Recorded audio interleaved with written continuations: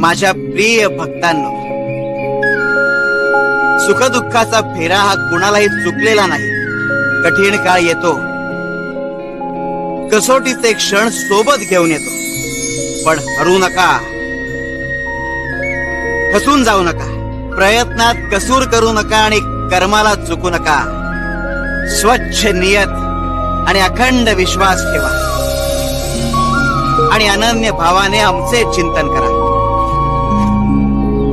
मी होतो, मी आहे आणि मी कायम राहणार. पावला पावलावर मी तुमची चिंता वाहणार. अंधारात मी प्रकाशाचा किरण होऊन येणार.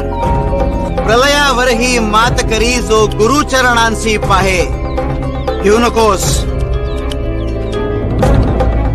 मी तुझ्या पाठीशी आहे.